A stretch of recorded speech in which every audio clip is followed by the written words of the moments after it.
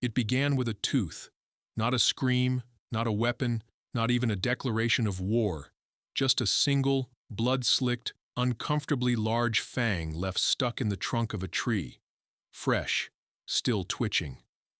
"Whelp," muttered Nate as he squinted at it under the alien moonlight. "That's not from a raccoon." Which was funny because none of the five of them were entirely sure if this planet even had trees, or moons, or raccoons, or breathable air for that matter. Yet here they were, alive, disoriented, and somehow not eaten, yet. 3 hours earlier, Nate Lambert had gone to bed with socks on, a cardinal sin among humans, yet oddly comforting during camping trips. He'd been out in the Smoky Mountains with a few buddies for a long weekend hike, fell asleep after too many beers and campfire debates about the superiority of air fryers, and woke up in a jungle that was absolutely not Tennessee. "This ain't Earth," Lisa had said when they regrouped, barefoot, weaponless, and still groggy. No one disagreed. The air smelled like copper and citrus. The birds sounded like they were screaming backwards, and the trees bled if you touched them. Also, the moon had veins. From a floating observation deck high above, alien spectators cheered, placing bets in currencies that could destabilize entire economies. 50 bars of solar platinum says the tall male gets impaled by a scarn beast before dawn, one lizard-like creature hissed. Another, gelatinous and translucent, burbled with glee. "I say the red-haired one will break her ankle in the thistle pits." Delicious irony. The arena was a popular one, an artificial planet designed for maximum pain, confusion, and body count. The rules were simple. Abduct random sapient creatures from their homeworlds, drop them in the death zone, and watch the chaos. The species who created it? The Velthrax. And the Velthrax loved games. They just forgot what happens when the wrong species gets picked. Nate, Lisa, Calvin, Raj, and Morgan were all strangers until this moment. 5 humans, 5 wildly different lives. Now, jungle. Unknown predators. No gear, no map, no rescue. Raj had once programmed AI for disaster simulations. He was already taking mental notes. Calvin, a combat medic with 3 tours and a drinking problem, had the exact look of someone who had woken up in worse places. Lisa? EMT turned CrossFit addict with a face that said, "Try me," and biceps that said, "I dare you." Morgan was an entomologist, and, ironically, the first to correctly identify an alien predator via mandible type. And Nate, well, Nate was a high school shop teacher. Give the man duct tape, he'd build you a motorcycle. Give him nothing, he'd improvise. Their first encounter with local wildlife came in the form of something that looked like a cross between a panther, a cactus, and an existential crisis. It launched from the trees with a shriek that sounded like a dial-up modem mating with a blender, and it was fast. Calvin didn't flinch. He dove right, scooped up a rock mid-roll and flung it. The rock didn't kill it, but it distracted it. Just enough for Lisa to leap from a branch, twist in mid-air, and drop a heel into its skull. Crunch. "Holy hell," Nate muttered. "Remind me never to steal her protein powder." Lisa wiped blood off her arm. "First kill. Anyone else want a turn?" High above, the Velthrax were stunned. "Wait," gurgled a monitor. "They're coordinating." "Impossible," hissed a creature with 6 eyes and no chin. "They were asleep when we grabbed them. Their brainwaves were still in theta." "Then how are they working as a unit?" The answer was simple. They were human. You didn't need a leader when instinct told you how to survive. Hours passed. The jungle revealed more horrors. Acid vines, flying leeches, heat-triggered spike nests. But with every challenge, the humans adapted. Raj turned a sharp rock and a stick into a crude spear. Morgan figured out which fruits weren't hallucinogenic based on spore color. Nate wove boots out of fibrous bark and muttered the entire time about OSHA violations. They didn't just survive, they hunted back. By the second day, they had built traps, set ambushes, burned part of the forest to redirect a predator pack, and by the third day, they were laughing while doing it. Lisa spat seeds from her mouth. "Hey, Morgan, how many of these death jungle grapes do I have to eat before I grow gills?" Morgan raised an eyebrow. If your tongue goes numb, maybe just two. Calvin chuckled. This reminds me of Afghanistan, except this time I didn't get shot before breakfast. Nate pointed toward the distant sound of another alien beast screeching. Y'all want to go make some more Velthrax cry? In the observation deck, bets were collapsing. Dozens of spectators had walked out. A few demanded refunds. These aren't normal humans, one shouted. They're mutants, engineered. They must have hidden enhancements. But the truth was simpler. They were just regular people, which made it worse. Because regular humans, when cornered, didn't break. They adapted. They evolved. They got creative. On the fourth night, the last predator in the game charged their shelter. It was massive, 20 feet tall, armored in spines, and emitting pheromones that made lesser prey freeze in terror. Calvin didn't freeze. He grabbed the sharpened stake they dipped in fermented jungle fruit for 2 days, held his ground, and waited. As the beast lunged, Raj triggered the snare. Lisa leapt from a tree. Nate shoved the burning bush trap they'd made under its gut. Morgan threw a powder she'd refined from crushed beetles, an irritant. By the time it hit the ground, it was screaming in 6 different frequencies, and then it died. Back in the observation tower, a slow alarm began to sound, a very old one, a never-before-used one. It translated to one word: run. But it was already too late, because the cameras had gone dark. The gates to the arena were breached, and the humans weren't done yet. The Velthrak outpost had 28 guards on shift. At sunrise, it had 0. What stood in their place? 5 barefoot humans, covered in mud, blood, and tree sap. Lisa had fashioned a makeshift headband out of an alien's loincloth. Nate had a spear made from a femur and some sharpened rebar. The jungle hadn't broken them. It had trained them. Okay, so... Raj squinted at the display inside the command hub, which was now very much their command hub. You're telling me this whole arena was managed from a glorified RV with legs? Calvin was already opening drawers, looking for something alcoholic, or at least flammable. That checks out. I once saw a CIA black site run out of a Wendy's. Morgan blinked. Long story, wrong timeline. Nate wandered past them, peering into a storage locker. Anyone else think it's kinda rude they didn't leave us one dang shoe? Lisa snorted. You want boots or vengeance first? Why not both? In orbit, alarms were still blaring. Velthrak High Command had just received footage of their entertainment complex being commandeered by 5 sleep-deprived mammals armed with farming knowledge, CrossFit injuries, and 1 angry entomologist. The reactions were mixed. Some panicked, some denied, some laughed nervously and suggested it was clearly staged. But one figure didn't speak at all. High Lord Kazrek of the Velthrak Grand Council stared at the footage, claws twitching. Open comms to the jungle arena, he hissed. Demand surrender. A technician gulped. Sir, they just sent a message. Kazrek narrowed his eyes. Play it. The screen flickered, static. Then a human face. Morgan. Calm. Smiling politely. Holding something up to the camera. A tooth. Big, fresh, and not alien. This isn't yours, she said softly, before crushing it with her hand. Static returned. Let me get this straight, Nate said later, holding a Velthrak datapad upside down. They were placing bets on who died first? Yep, said Lisa, kneeling beside a dead guard. She was inspecting his armor plating. Pretty sure I saw the phrase splatter ratio used in a few notes. Raj swiveled the command chair thoughtfully.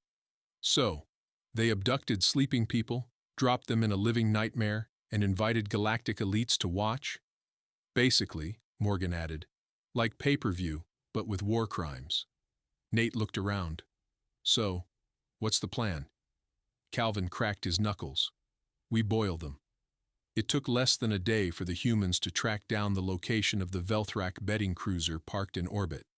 Thanks to the stolen tech, they now had maps, data logs, and access codes. And thanks to some very angry humans, they had motivation. Morgan, for example, had never killed anything in her life before the jungle. Now she could name 6 different ways to poison a 10-legged apex predator using alien ferns and lizard bile, and she'd labeled each one with smiley faces. The infiltration of the cruiser wasn't elegant. There were no stealth suits, no cloaking fields, just 5 barefoot, blood-streaked humans riding a stolen drop pod into the ship's hangar with one working cannon, and Calvin yelling, "Surprise, mother fluffers!" as it tore through the bay doors.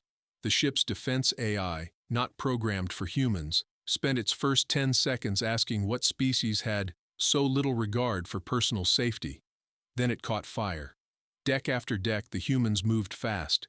Lisa took point, shoving Veltrak guards into walls, doors, and once, humorously, into a vat labeled guest soup base. Nate discovered a fascination for alien fusion tools, which he called space nail guns, and was extremely creative with their application. Raj found the betting records and downloaded them, eyes wide. "They've done this to over 60 species," he murmured. Morgan glanced up, a fresh bloodstain on her cheek. "Did any of them win?" Raj shook his head. "None of them lived past day 2. The room went quiet. Then Calvin said, "Well, we're about to ruin their record."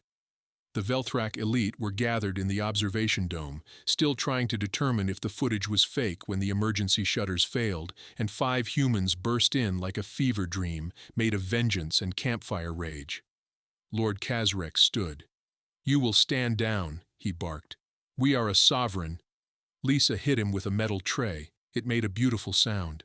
"Sorry," she said sweetly. "Didn't catch that over the screaming."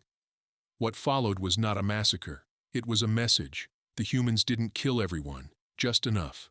They tied the rest up, made them watch as Nate and Morgan built a crude stove out of engineering panels, made them listen as Calvin listed out every species the Velthrax had killed. And then, in a scene now permanently banned from 10 star systems, the humans boiled a Velthrak commander in a ceremonial pot labeled Victory Stew. Raj even found a spice rack. No one spoke. No one dared to interrupt.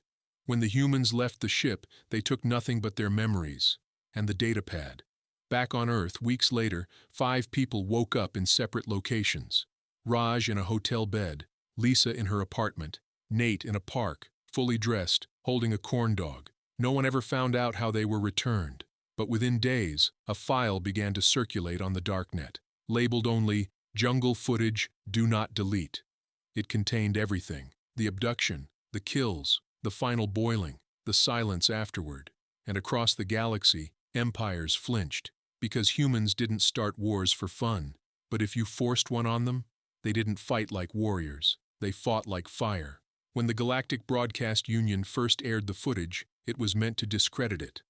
"Obvious forgery," the anchor declared, a pale-skinned insectoid wearing a translator brooch that shimmered with smugness. "Primitive dramatization, clearly staged by human sympathizers or AI reconstruction glitches. Please, do not panic." The problem was, the footage wasn't forged, and no one was laughing anymore.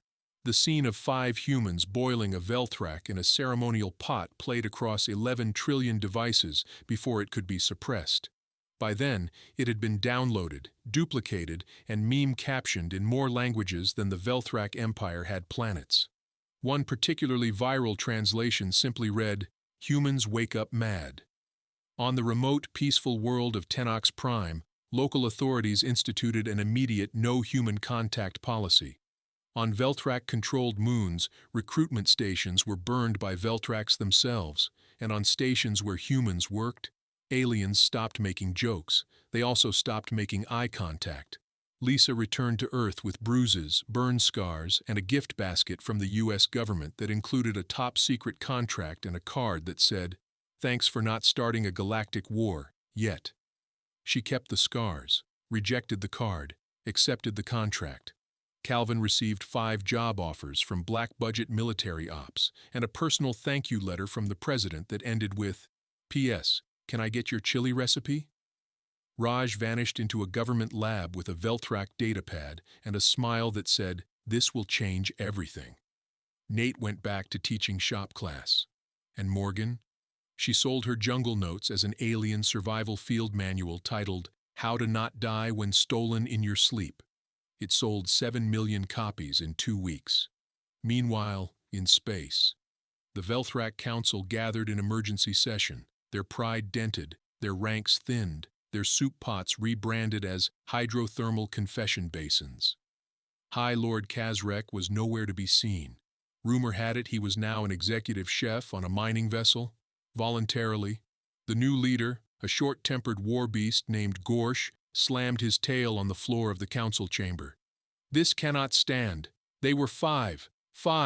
We are millions." An old Veltrak raised a trembling claw. "They weren't armed, sir," Gorsh glared. "They boiled our general with cooking herbs." The chamber fell silent.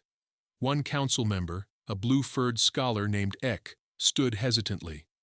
"I move we issue an apology." There was uproar, outrage. But beneath the bluster, fear was creeping in like cold smoke through ancient cracks. Because the humans hadn't just fought back. They hadn't just survived. They enjoyed it. On a luxury cruise ship in orbit around Verdantis 6, the social elite of 12 star systems gathered for a gala. A Veltrak heiress attempted to mock a human diplomat by offering him a spoon and asking if he'd like to start the boiling now. The room froze. The human, a young woman named Quinn, smiled sweetly and replied, "Only if you go well with carrots." The Veltrak fainted. No one else joked for the rest of the night. At the Galactic University of Comparative Species Psychology, professors began revising their human behavioral models. One paper titled "Adaptive Instincts of Terran Mammals" had a new footnote. "Do not interrupt their sleep. Repeat, do not interrupt their sleep." Another titled "Social Cohesion Under Extreme Pressure" concluded with, "Group of 5 humans equals pack. Pack of 5 humans equals tribe. Tribe of 5 humans under threat equals unstoppable." Back on Earth, in a debriefing room under Cheyenne Mountain, Nate sat across from a general. The general leaned forward. "Mr. Lambert, we want to know what you were thinking. You buried a Velthrak lander with your bare hands and went back to planting wheat like nothing happened." Nate scratched his beard. "Didn't bury it, just repurposed the topsoil." The general blinked. "Repurposed?" "Look," Nate said, standing up. "You plant things. Things grow. You hurt my land, my crops, and my chickens. You go in the land." There was a long pause. Then the general slid over a paper. It was a proposal. Classified title: Deathworlder Agritech Counteroffensive Division. Nate didn't even look at it. "Y'all got better coffee than mine?" he asked. The general nodded. "Then I'm in." Back in orbit, somewhere near a red dwarf star, a group of high-level alien tacticians held a closed-door summit titled "Re-evaluating the Human Variable." Their conclusion? Do not kidnap humans for fun. Ever. Not even just 5. Especially not just 5. Because 5 humans without tools or weapons had not only broken an ecosystem, captured an enemy vessel, and infiltrated a cruiser. They'd started something worse, an idea. An idea that if 5 humans could do that, what could 500 do, or 5,000, or 5 billion? One of the analysts whispered, "We've poked the death world." Another replied, "No, we taught it why to poke back." In a Velthrak border colony weeks later, a small skirmish broke out with another species. No big deal. Except, halfway through the confrontation, someone shouted, "Humans are coming." The colony evacuated in under 7 minutes. There were no humans. There never had been. But the fear worked better than any weapon. The invitation came wrapped in velvet, which was weird because Calvin found it under a stack of pizza coupons on his doorstep. He opened it while barefoot, sipping cold coffee and wearing boxers that said, "Space Camp Survivor." The envelope unsealed itself with a hiss and released a gentle puff of glitter. Not Earth glitter. This one hummed. He read the text once, then again, then out loud. "Dear honored combatants of the jungle survival exercise." He snorted. "Exercise?" Morgan, who was crashing on his couch for the week, looked up. "Oh no, that's never a good word. We hereby invite you to represent Earth at the High Council of Trans-Species Arbitration as examples of unexpected threat vectors. Attendance is mandatory." He paused. P.S. Please do not boil the delegates. Morgan muttered, that means someone already tried. They met in Geneva, not for diplomacy, but for bagels. Lisa, Nate, Raj, Calvin, and Morgan, the five who'd been yanked from their dreams and dropped into hell, were now the unlikely representatives of humanity to a galaxy that had, until recently, assumed Earth was more of a tourism hazard than a galactic threat. Raj had shaved. Lisa hadn't. Nate brought pickles for some reason. Morgan had a machete strapped to her thigh even though they were in a UN dining hall. Calvin showed up in flip-flops and a blazer. None of them were diplomats, which, as it turned out, was exactly what the galaxy wanted. The moment they stepped onto the Council star barge, a floating city ship orbiting the neutral moon of Merithex, their presence caused gravity tremors. Not from tech, from fear. Species with claws, venom, wings, acid breath, and molecular phase weapons backed away from five squishy bipeds who were still figuring out where the bathroom was. The Velthrak delegation tried to walk by with dignity. Morgan growled, "Soup's hot." The entire group dropped their datapads and scattered like confetti in a wind tunnel. The High Council of Trans-Species Arbitration was known for its order, tradition, and its extremely boring meetings. Most discussions involved treaties, resource allocations, and the proper length of ceremonial robes. But today they had humans. And the moment Lisa walked in, cracked her knuckles and muttered, "Hope y'all got snacks," protocol flew out the nearest airlock. A seven-eyed reptilian senator stood and addressed the chamber. "We welcome the human survivors of the Velthrak entertainment protocols. Your resilience has shifted many perspectives." "Yeah," Nate said, still chewing gum. "We heard." Raj added, "We appreciate the opportunity to speak, but let's be honest. You're not here because we lived. You're here because we made soup." The chamber fell silent. Then a Zorthian ambassador whispered, "He said the word, shh." Each of the humans took a moment to speak. Morgan, "We didn't ask for war. You gave it anyway. We didn't retaliate. We adapted." Lisa, "You keep calling us unpredictable. That's your failure, not ours. You watched us for centuries. You just didn't listen." Nate, "One of you said we're primitive, but we had better teamwork, better planning, and better morals than your so-called evolved species. Also, we made an entire barbecue pit with no tools. That's called grit." Raj, "I hacked a cruiser interface using a translator pen and a button from my jeans. If that's primitive, your galaxy has bigger problems than us." Calvin just said, "If anyone here is thinking about trying us again, don't. I will bring the spices." The council voted unanimously to rewrite the classification for human, previously filed under curious, low risk, mildly unstable, now upgraded to extreme adaptive predators, high risk, do not approach in sleeping state. Invitations poured in. Every major species wanted to build better ties with Earth, not out of love, out of survival. Earth received trade offers, cultural exchange requests, and even an absurd proposal to have humans oversee predator containment programs in other systems.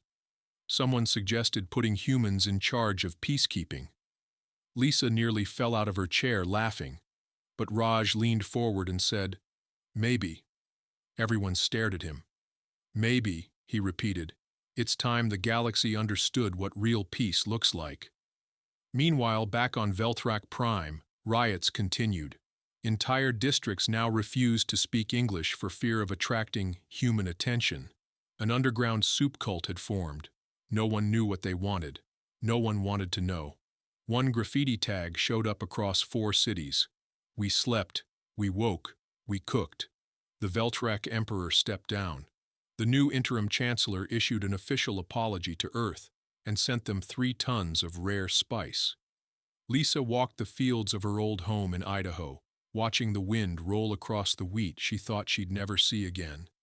Nate visited schools, teaching kids how to build survival shelters using trash, shoelaces, and a mean attitude. Calvin hosted a late-night show called Boil Zone, where he interviewed ex-military operatives and chefs on interstellar soup techniques. Morgan published a second book, Diplomacy and Other Accidental Skills. Raj was appointed Earth's chief liaison to galactic science councils. He started every meeting by asking, "Have you slept well lately?" just to watch them flinch. Because now, the galaxy understood. Humans weren't the strongest, not the smartest, not the most advanced, but they were the one species that, when stolen from sleep, thrown into terror, stripped of everything, didn't break. They banded together, adapted, fought, survived, and when it was over, they didn't demand revenge. They planted crops, taught children, wrote books, and just maybe, boiled a few more jerks along the way. The new species was called the Dravathi, silken-voiced, bone-armored, with minds sharp enough to calculate quantum shifts mid-battle. They watched from the shadows of galactic politics, calculating humanity's rise. They saw the soup, they saw the fear, and they smirked. One whispered, "They're only flesh." Another replied, "They're only 5. Then they made their first and last mistake. They decided to test the legend. Raj received a letter folded into a synthetic orchid. The text shimmered. "We cordially challenge the Death Sleeper 5 to the hunt of HFY, traditional, honor-bound, and observed by the Council." He blinked. "They sent us an honor duel?" Lisa groaned. "Oh, come on. We were just getting to the vacation part of our trauma arc." Morgan was already sharpening knives. Finally, Calvin cracked his neck. "Bet they haven't even heard of Tabasco." Nate spat in the dirt. "Let's plant something nasty." The hunt of Ethral was ancient. 2 sides. No weapons but what you built, no tools but what you made. A hostile alien moon. Winner walks out. Loser doesn't. The Dravathi showed up in ceremonial bone armor, singing in harmonics that shattered drones. They danced, they roared, they struck dramatic poses. Then the humans walked in. Cargo pants, duct tape satchels, a leaf blower, a rope made from seatbelts. Lisa held a mug that said "World's Okayest Survivor." Calvin wore Crocs. The Dravathi laughed. Morgan whispered, "Let them." Day 1, the Dravathi mapped the terrain, marked elevation, tracked wind patterns. The humans built a hammock. Raj set up rainwater filtration using a hollowed-out alien cactus and the lining from his coat. Nate caught something with teeth using peanut butter.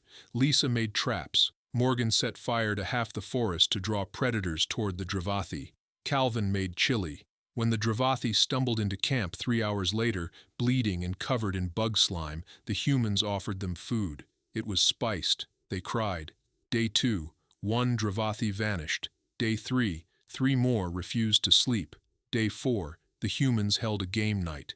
Day 5, a Dravathi general turned up outside the human tent with flowers. "Teach us," he whispered. Calvin looked him dead in the eyes and said, "Only if you bring marshmallows." They did. And so, beside the fire, under toxic skies, with mutant wolves howling in the distance, the Dravathi and humans broke bread, and then broke rank. The council was furious. "The hunt is sacred," they cried. Raj replied, "So is not dying. You should try it sometime." Lisa added, "Or just stop kidnapping people. Start there." Morgan threw in, "You know what brings species together? Not war. Not treaties, s'mores." The term s'more diplomacy entered the galactic lexicon. Human embassies across 500 systems now featured fire pits. The Intergalactic Culinary Institute awarded Calvin an honorary doctorate in conflict resolution through food.